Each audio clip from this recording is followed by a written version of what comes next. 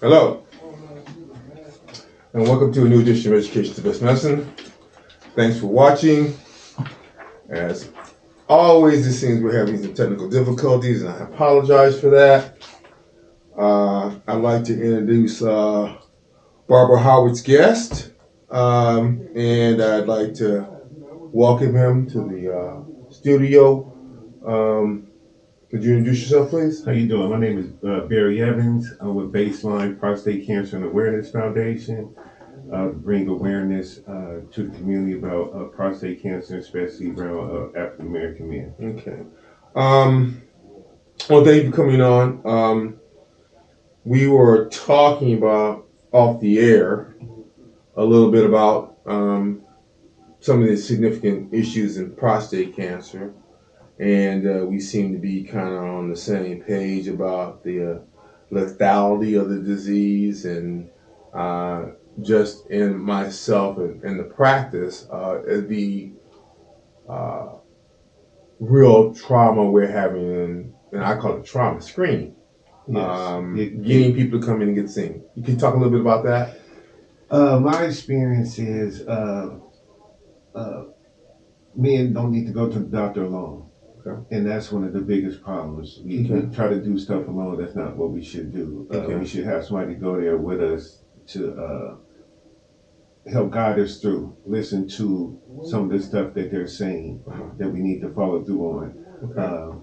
Our health care, we don't go to the doctor now. We probably take our car to the mechanic more than we take ourselves, you know. And that's going to get your car tuned up at least 2 or 3, every quarter. And that's like 4 times. So we only go to the doctor once or twice a year.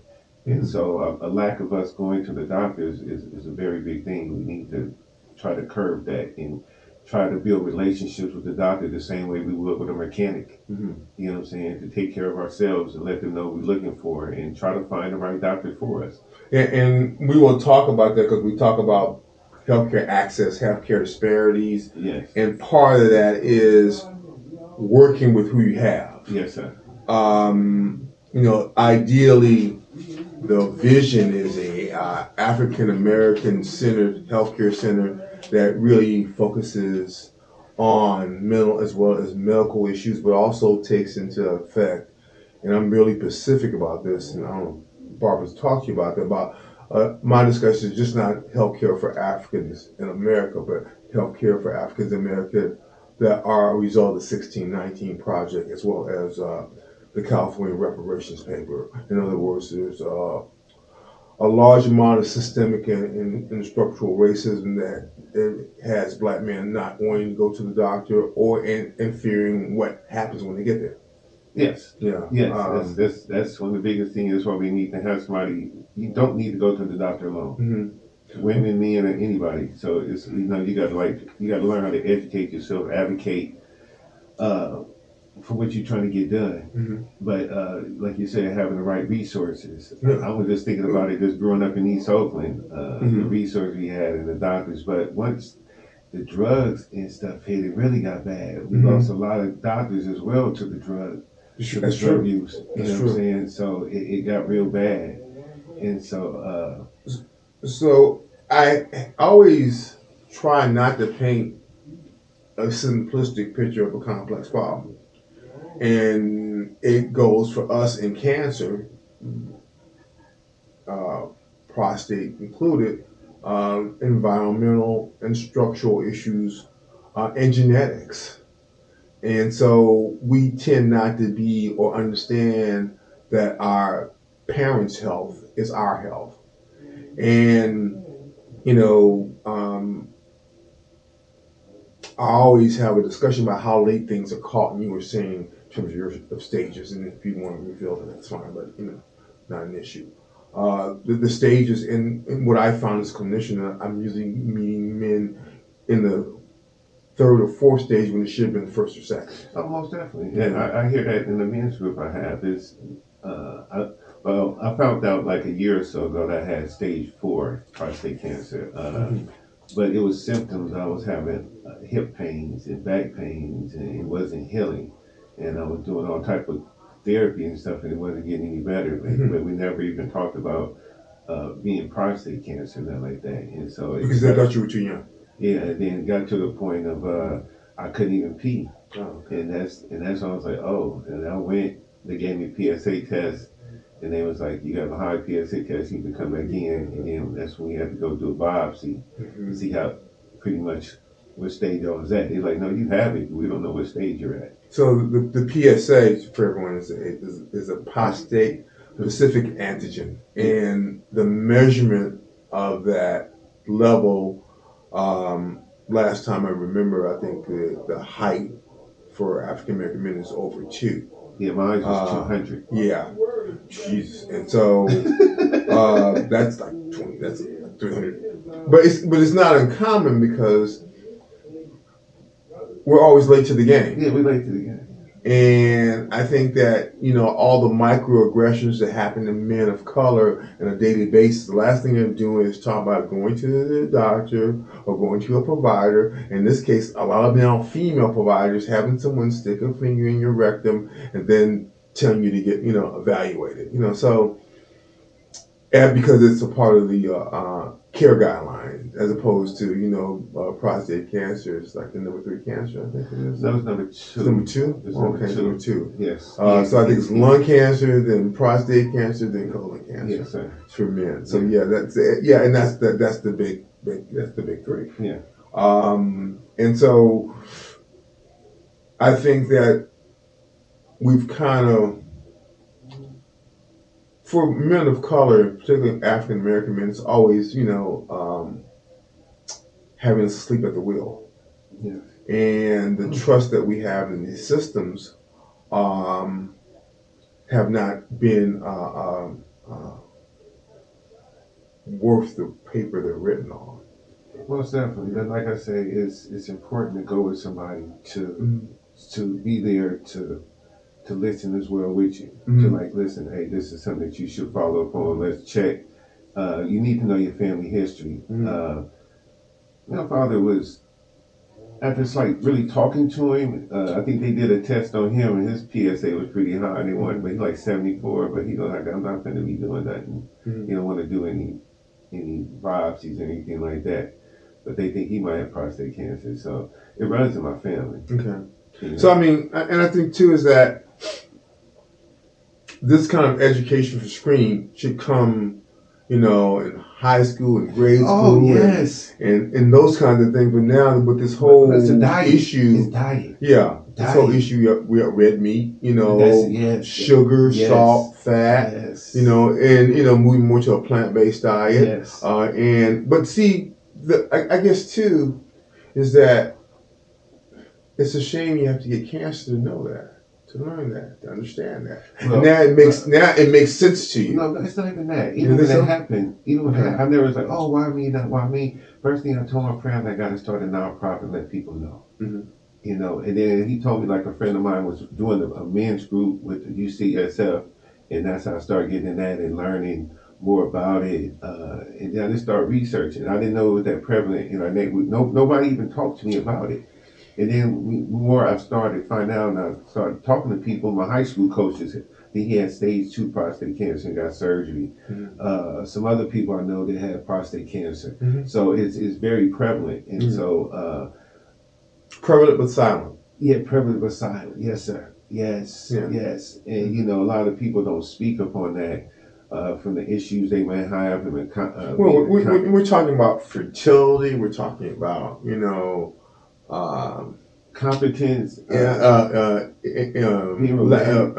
erections. We're talking about being able to consummate relationships, whatever it is, and the fear of that for most men is even worse than cancer. Oh yeah, they'd rather. I literally in my first 10 years of practice, I saw men die because they didn't want to get the treatments because they were afraid of their having erectile dysfunction. No, it's a mental thing, and if you got somebody to love you and care about you, you know what I'm saying, you can work through that.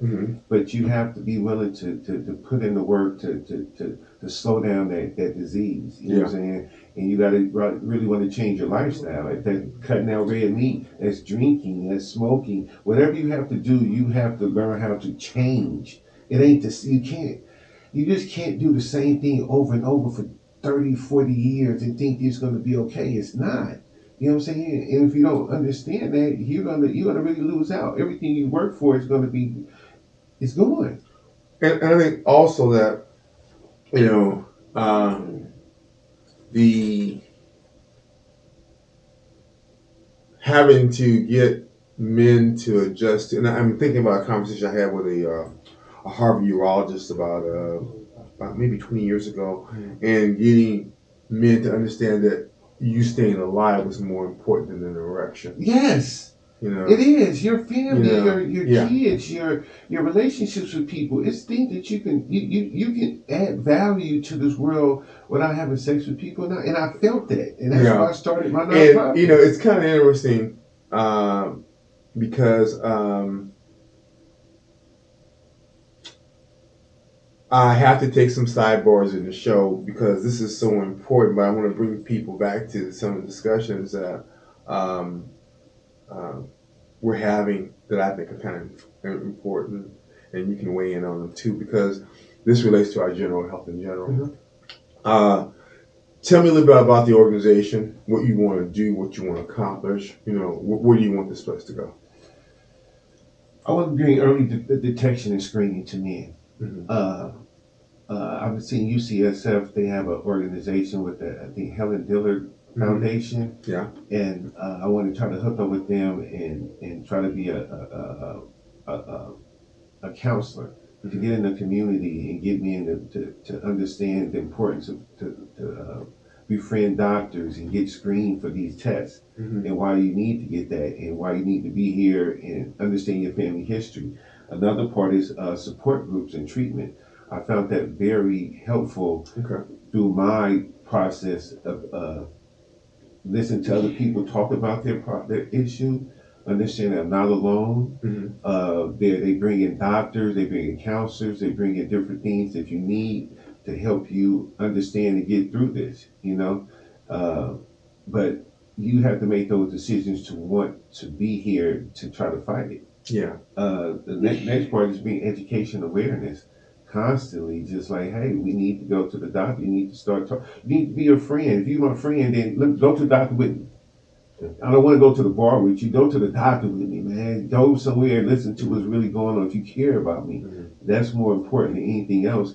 And I just want to be an advocate for this. Yeah, and I want to thank Ms. Howard for making sure you got here. I had not talked to you, and I wanted to make sure because we think it's a community-based issue, and sometimes messages are needed. I'm thankful for being here. You know what I'm saying? It's funny that I got a chance to talk to you. I've been knowing you since I was like the 8th grade. I'm that old. You know my son, so in his travels. So but this is important to me. It's a mission to me. You know, to bring awareness to friends. I'll start telling friends, they like, oh, how do you get it? I'm like, well, you got to cut out some of that red meat. You out there barbecuing the big slabs of meat out there. That's not what we need to be having. The charred meat, the processed meat, all that stuff we need to cut out our diets. So here's the discussion that we've been having. First of all, I want to thank you. I want to thank the management here. This is Believe Radio, RTV, 24-hour gospel radio station. And I want to apologize to my audience for some of the technical difficulties. And we're trying to get these things ironed out. If you really are, I'm going to put it in this, let's talk to our owner, Mr. Adamology at Believe Radio. Give him a little piece and tell him let's get this together. Wanted to also talk about nonprofits and your wish to be one. They're important. But I would say that, and I was part of my show. I'm doing some work with a nonprofit since I guess I was in 2009 when I started the process, and it's a process. It's a process. And unfortunately, this is when we talk about structural and institutional issues that prevent us from doing the things. Like, this is a great thing and thought that you want to do. It's fair, it's needed, and it's about educating and improving the community. Isn't that the best thing? That's what nonprofits are supposed to do. But, I would say that the paperwork for it is really, really, really sometimes onerous, and we just have to be mindful of the process, because these are the processes that are designed for us not to do what you want to do. That's it's just taking time. I understand it's like going to school or anything else. You have to be dedicated to it. It's not no overnight sensation. It's a grind. It's networking. It's meeting people. It's letting them know your mission. It's finding people that's in the same alignment as you as well to accomplish that mission. It's taking one day at a time, and just if you can make one person aware, that's all you're trying to do. Okay. But it's not no man, thank you overnight thing. It's something I believe in. It's going to take time. It's going to take time for me to get out in the community, find places where I can initiate that. I'm thinking like the AAU tournaments, having a table there, help seminars. Well, this is why we have you on, because your voice needs to be heard, and Yeah. so this is why this whole concept was created, so that community voices, true community voices, can be heard. And those are folks like you on the front line, like me on the front line. And, that is the whole nature of this, to lift each other up and to make sure that, if nothing else, we have to provide support for the things we think are important, which is the health of Black men. Oh, most definitely. I'm not here to beg nobody for nothing. I'm here to bring something to the table of value, and people to see that, and you want to add value to it. It's something you have, that'd be great. If not, so be it. But it's going to keep going. It's not going to stop. I've been having this word go through my mind all week: resilience. What does it take? What does it take for you to be resilient? How do you define resilience? You gotta have a plan. You gotta follow it. You gotta have structure. You gotta have discipline. You just gotta keep going. And, you just like your show. You gotta believe. If you don't believe, then who's gonna believe what you're doing? You gotta show it. You gotta live it, and you gotta put it out there. And so that's all I'm trying to do. That's what when it happened to me, I started the process of getting it going. It's very tedious. It's following through, but you have to follow through on it, Okay. and stay on top of it. Read your paperwork, and you do your homework. Do your homework. Yeah. You got to talk to people. You have to learn. Yeah. It's a learning process. This ain't something that you just overnight. No, what's the structure of running a nonprofit? What do you do? The people you have around bylaws, you. Everything. All things go with it. Yes, sir. This is not no way of being thank you, man, but it's something that if you really want to have people part of, they want to see the structure of it, and you want to have that. I want to just put a piece out to. I try to really cover cultural pieces and social pieces, and want to give a big shout out to the folks in Boston Strong, and want to give a special shout out to those families. It's the 10th anniversary of the Boston Marathon bombing, and I'll talk about the significance in a second, because I always try to run a thread through things. And so, hey, I want to again wish the families and all those that were that have changed because of that, because from trauma comes change. Mm-hmm. But yes, yeah. But I wanted to talk about the individuals that committed this horrific atrocity. And I was just reading, the individuals convicted for the Boston Marathon bombings were Taranan and Dashashi Danasho, who are Chechen descent. Chechen is a region in the North Caucasus area of Russia. In other words, these two gentlemen were white. Yeah. And I guess why I bring that up is that, I see in San Francisco where they are trying to pin this murder of this executive on this black mayor, female mayor, saying that her city is lawless and all this kind of thing out. And it's always that bait.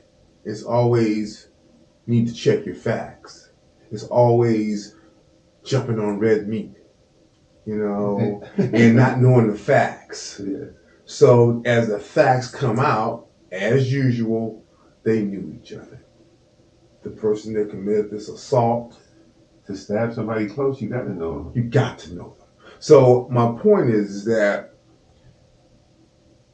let's get our facts straight. Let's not be so quick to rush to judgment. Let's listen people out. You know, back to prostate cancer. Let's not rush to judgment.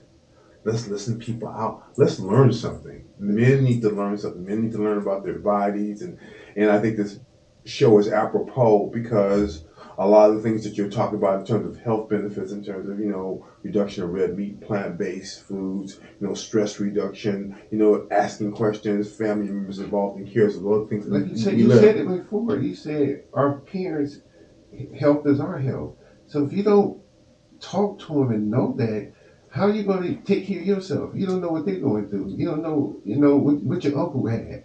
This is true. And it's kind of these are very important things because, okay, I need to cut that out. It's going to happen to you. Well, and I take different trait in this show and I say, what is going on with white men and documents? You got Trump with documents. You got this young white male Texura who decided he just needed to take documents and spread them all over the place. So what is it that has someone say that in your position you do not honor yourself and you honor your country and you would rather have that kind of information spread all over the place? And it's callous in reality because it's not like you taking prostate cancer serious. It's as serious as a heart attack to you and twice as deadly. This young man ate Trump, now hey, Biden, Pence, all of them, access to these documents that on people's lives hang. And they use them like they're just throwing paper, like they're shuffling cards. Scary. Anyway. Well, if people don't know what they're looking at, then it's kind of like they don't care, but they're putting information out there about what's going on. And is it good or if it's bad? They like, this was going on out here. If you paying attention, you will see and how you need to start preparing yourself and getting prepared for this. So it's not nothing to be scared of. It's just always being aware and being and taking care of business out here. It's not a game. It's like, how much partying can you do? Yeah. What are you celebrating for? It's nothing to celebrate right now. Mm-hmm. I don't care. Okay, that's what you need to do to take care of yourself, but this ain't celebration time. Yeah. Speaking of celebrations, I had to pull this up. Bull star DeMar Rose's daughter Deer escorted out of Raptors Scotta Bank area after online threats. She's only 9 years old. People talk about 9 years old, and you're threatening a 9-year-old over a basketball game. Again, like the Bradley Beal got into it on with somebody saying he betted. Lost money on a bet. People are really going out here betting on these players and stuff and don't know what they're going through, and you screaming at them like, dude, I don't really care about your money. See, bro, I got other stuff going on. She's 9 though. She's a little cutie. I saw her. I said, what she was just screaming. She's screaming for her dad. Oh, excuse me. People didn't say worse stuff. Look here, I think people that said worse stuff to these players and insulted them, called them out their names. The only thing she did was scream. I think that when you got that much time to send a death threat to a 9-year-old, she's a 9-year-old. She's she's not like 25, 20. In teens. It's a 9-year-old. Again, 9-year-old. People be out there a little sauced up too during the games. Well, I guess too. It's kind of like. Speaking of which, we have to watch alcohol, prostate cancer, tobacco, all that stuff. So heavy salt foods, heavy sugar, all that stuff tends to make the prostate more voluminous. I started listening to all the stuff that I started thinking about all the older men I seen growing up, and they was having those problems. I was like, oh, it was prostate. I didn't know that. It was prostate problem, having to pee. If you have a frequent but here's the point too. When black men are traumatized, and trauma from just an overall standpoint, the only pleasures you get sometimes are alcohol, tobacco, and sex, and that's what you do. That's what you've been freed to do. Remember, because anything else might either land you in jail or land you in front of a policeman's. But no, we have to find more creative outlets. Okay. That I'm sorry. That's just an excuse. We have to find more creative outlets. We're smart. We're intelligent. We need to use our hands. We can get a mechanics. We can go to school. We can learn a different trade. We need to do more creative stuff to keep our mind idle and not be in those situations. Well, you better tell that to young men. I think it's between 15 and 35 that don't think they should work. Well, no. It's about working. It's about doing something you love to do, and you need to find that. And how you're going to get back to the community is that through education. It can be through health. We need more doctors. We need more lawyers. We need more accountants. We need people to get out here to start educating. But you know what I'm saying? Man,